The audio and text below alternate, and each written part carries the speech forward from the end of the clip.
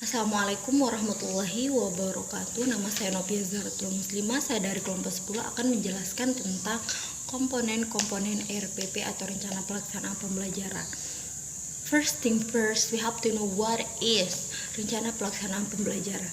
Jadi, menurut Permendikbud nomor 22 tahun 2016, rencana pelaksanaan pembelajaran adalah rencana kegiatan pembelajaran tatap muka untuk satu pertemuan atau lebih, di mana RPP ini dikembangkan dari silabus untuk mengarahkan pembelajaran peserta didik dalam mencapai kompetensi dasar. Jadi, dalam Permendikbud, komponen-komponen rencana pelaksanaan pembelajaran yaitu satu, identitas, di mana identitas ini berisi nama sekolah, mata pelajaran yang diajarkan, kelas atau semester yang diajarkan, ada materi pokok, di mana materi pokok ini dirumuskan dari KD, dan ada alokasi waktu, di mana alokasi waktu ini sebaiknya ditentukan dengan melihat waktu yang harus digunakan untuk setiap satu indikator pencapaian kompetensi. Di mana yang kedua yaitu kompetensi inti. Kompetensi inti ini dapat dilihat dan disalin dalam Permendikbud nomor 21 tahun 2016 tentang standar isi. Yang ketiga itu ada kompetensi dasar dan indikator pencapaian kompetensi, di mana kompetensi dasar ini dapat dilihat dalam Permendikbud nomor 24 tahun 2016 ataupun dapat dilihat dalam Permendikbud nomor 37 tahun 2018. Di sana sudah terdapat pemetaan KD dari setiap mata pelajaran. Terus yang indikator pencapaian IPK atau indikator pencapaian kompetensi yaitu penjabaran KD dengan melihat hierarki KKO. KKO ini sangat penting dalam penjabaran indikator. Jadinya kalian harus mempunyai KKO. KKO dapat di-download di Google ya, teman-teman. Terus yang keempat ada tujuan pembelajaran. Tujuan pembelajaran yaitu sesuatu yang menunjukkan kecakapan yang harus dimiliki peserta didik dalam proses belajar mengajar. Di mana perumusan tujuan pembelajaran ini harus tepat dan jelas. Di mana dalam perumusan tujuan pembelajaran kita dapat menggunakan formula ABCD, yaitu A audience, di mana audience is siswa, dan B behavior adalah kecakapan atau kemampuan yang harus dimiliki oleh siswa. Yang ketiga itu kondisi, seperti sedang menyimak, sedang membaca, sedang menulis, setelah menyimak dan sebagainya.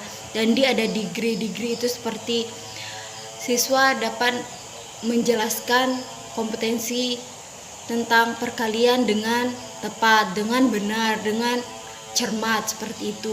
Dan yang kelima ada materi. Materi ini ada dua, yaitu ada materi pokok dan materi ajar. Materi pokok ini dirumuskan dengan menjabarkan kompetensi dasar, sedangkan materi ajar ini harus dirumuskan dengan indikator pencapaian kompetensi. Yang keenam itu ada media atau alat pembelajaran. Media atau alat pembelajaran yaitu sarana yang digunakan oleh guru dalam melaksanakan pembelajaran di kelas. Jadinya guru itu harus menentukan media atau alat pembelajaran supaya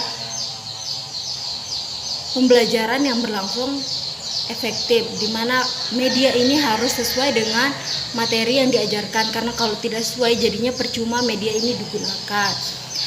Yang ketujuh itu ada bahan dan sumber belajar, di mana bahan dan sumber belajar ini adalah semua bahan dan sumber belajar yang dapat digunakan oleh siswa dalam belajar, seperti data, orang, buku, lingkungan, alam, dan sebagainya. Terus bahan dan sumber belajar ini harus jelas penulisannya dan harus tepat di dalam rencana pelaksanaan pembelajaran. Yang kedelapan itu ada metode. Metode ini berisi pendekatan model pembelajaran serta metode pembelajaran, di mana pendekatan ini karena kita sudah menggunakan K13, jadi pendekatan yang digunakan adalah pendekatan saintifik. Terus yang kedua itu model pembelajaran, banyak model pembelajaran, jadinya guru harus menentukan dengan tepat model yang harus digunakan dalam mengajar. Yang ketiga itu ada metode pembelajaran, ada banyak juga, jadinya guru harus memvariasikan metode pembelajaran agar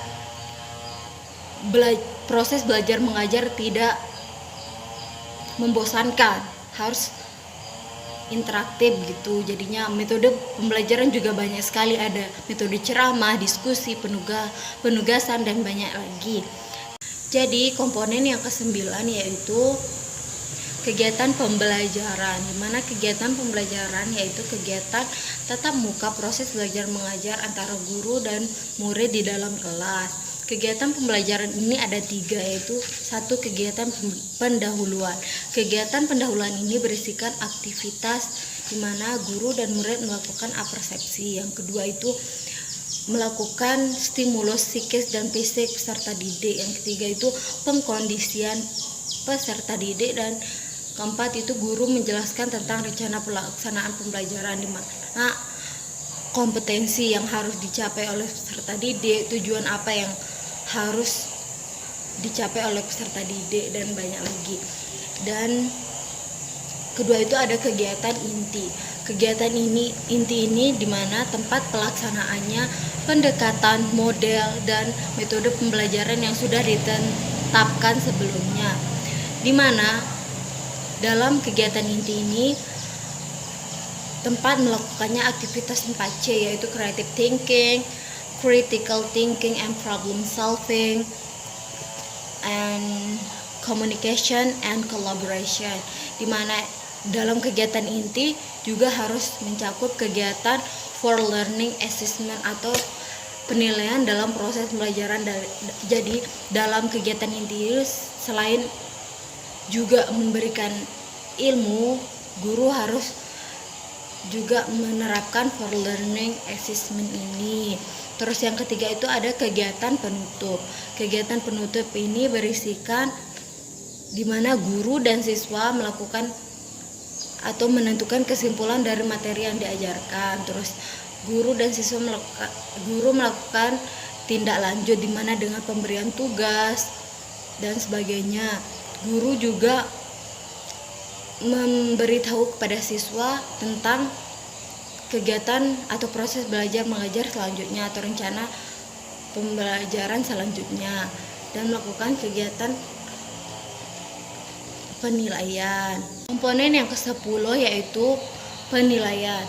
Penilaian dalam RPP yaitu mengukur ketercapaian indikator pencapaian kompetensi yang dilakukan dengan beberapa teknik penilaian, di mana dalam penilaian ini terdapat instrumen penilaian yang di RPP masuk ke dalam lampiran.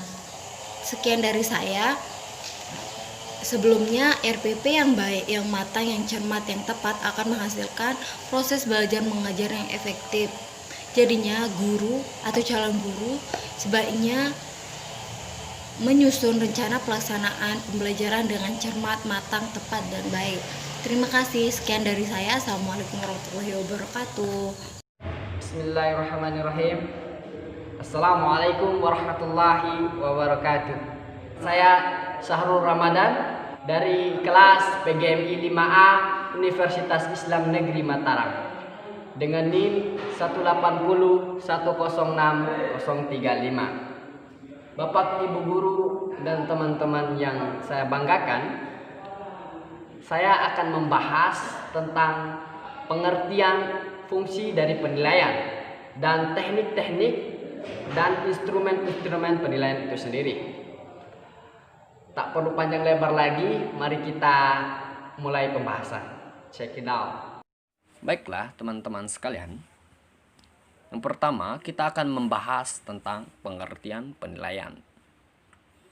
Jadi teman-teman sekalian, penilaian adalah proses pengumpulan dan pengolahan informasi untuk mengukur pencapaian hasil belajar peserta didik.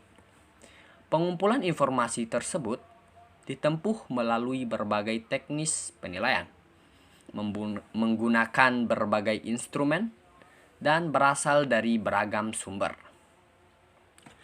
Dan selanjutnya, teman-teman sekalian, kita akan membahas tentang fungsi penilaian. Jadi teman-teman sekalian, fungsi dari penilaian itu ada 3. Yang pertama, assessment of learning. Merupakan penilaian yang dilaksanakan setelah proses pembelajaran selesai. Proses pembelajaran selesai tidak selalu terjadi di akhir tahun atau di akhir peserta didik menyelesaikan pendidikan pada jenjang tertentu.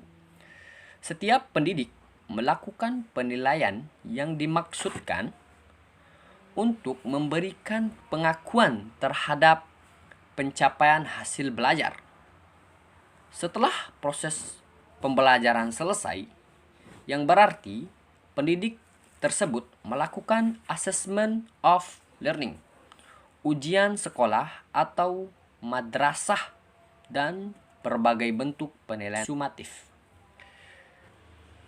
Dan yang kedua, assessment for learning dilakukan setelah proses pembelajaran berlangsung dan biasanya digunakan sebagai dasar untuk melakukan perbaikan proses belajar mengajar. Pada assessment for learning, pendidik memberikan umpan balik terhadap proses pembelajaran peserta didik, memantau kemajuan dan menentukan kemajuan belajarnya. Assessment for learning juga dapat dimanfaatkan oleh pendidik untuk meningkatkan performa peserta didik. Penugasan, presentasi, proyek, termasuk kuis merupakan contoh-contoh dari assessment for learning atau penilaian untuk proses belajar. Dan yang ketiga, teman-teman sekalian, adalah assessment as learning. Mempunyai fungsi yang hampir mirip dengan assessment for learning, yaitu berfungsi formatif dan dilaksanakan selama proses pembelajaran berlangsung maupun berdasarkan hasil penilaian. Perbedaannya, assessment as learning melibatkan peserta didik secara aktif dalam kegiatan penilaian tersebut. Peserta didik diberikan pengalaman untuk belajar menjadi penilai bagi dirinya sendiri. Penilaian diri dan penilaian antar teman merupakan contoh assessment as learning. Dan selanjutnya, teman-teman, berikut ini saya akan menjelaskan teknik penilaian. Jadi yang pertama, untuk penilaian sikap kita bisa menggunakan observasi, penilaian diri, penilaian antar peserta didik, dan jurnal. Sedangkan berikut saya akan menjelaskan teknik penilaian pengetahuan. Yang pertama yaitu tes tulis, tes lisan, dan penugasan. Baiklah teman-teman, ibu guru dan bapak guru sekalian, berikut adalah contoh instrumen penilaian sikap. Yang pertama, observasi. Yang kita tampilkan di sini adalah lembar observasi tertutup, yang mana dari kriteria yang ada hanya disediakan jawaban ya atau tidak. Berikutnya, instrumen penilaian sikap yang kedua adalah penilaian diri dengan sistem 4 level skor. Yang pertama, tidak pernah. Yang kedua, kadang-kadang. Yang ketiga, sering. Dan yang keempat atau yang terakhir, selalu. Akan tetapi, skor ini bisa kita rubah dengan hanya memberikan dua opsi jawaban, yakni ya atau tidak.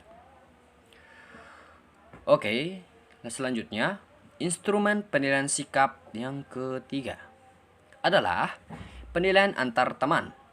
Berikut kita berikan contoh penilaian antar teman dengan menggunakan pilihan jawaban ya atau tidak. Akan tetapi, penilaian ini bisa kita rubah dalam 4 level skor, seperti halnya pada contoh penilaian diri yang sudah kita tampilkan sebelumnya. Oke, Bapak, Ibu, dan teman-teman sekalian, sekarang kita bahas instrumen penilaian pengetahuan. Instrumen penilaian pengetahuan yang pertama adalah tes tulis. Dalam instrumen tes tulis harus selalu dilengkapi dengan kisi-kisi, naskah soal, kunci jawaban, serta pedoman penilaian. Instrumen penilaian yang kedua adalah tes lisan. Tes lisan bertujuan hanya untuk mengecek pemahaman yang mana ini hanya merupakan pertanyaan-pertanyaan yang diberikan pendidik secara lisan dan peserta didik merespon pertanyaan tersebut secara lisan pada saat proses belajar berlangsung. Oke, yang ketiga atau yang terakhir, instrumen penilaian pengetahuan yang ketiga adalah penugasan. Tugas ini biasanya diberikan setelah proses pembelajaran selesai. Dan dalam penugasan yang harus diingat, guru itu harus memberikan instruksi dengan jelas. Instrumen penugasan juga dilengkapi dengan kisi-kisi serta pedoman penskoran. Assalamualaikum warahmatullahi wabarakatuh. Saya Fitrah Ramadhani. Di sini saya akan melanjutkan materi tentang keterampilan. Penilaian keterampilan dilakukan dengan menggunakan tes kinerja atau unjuk kerja, proyek, dan portofolio. Penilaian kinerja merupakan penilaian untuk melakukan suatu tugas dengan mengaplikasikan pengetahuan dan keterampilan yang dibutuhkan oleh seorang guru dari peserta didik. Pada penilaian kinerja, penekanan penilaiannya dapat dilakukan pada proses atau produk. Pada saat penyusunan instrumen penilaian kerja, perlu disiapkan pula rubrik penilaiannya. Untuk penilaian proyek, tugas yang harus diselesaikan memerlukan periode atau waktu tertentu. Tugas proyek bisa berupa rangkaian kegiatan mulai dari hal sebagai berikut. Yang pertama yaitu perencanaan, yang kedua pengumpulan data, yang ketiga pengorganisasian, selanjutnya pengolahan, seterusnya penyajian data, dan terakhir pelaporan. Sedangkan untuk portofolio bisa berupa kumpulan dokumen atau teknik penilaian. Sekian dari saya, terima kasih. Wassalamualaikum warahmatullahi wabarakatuh.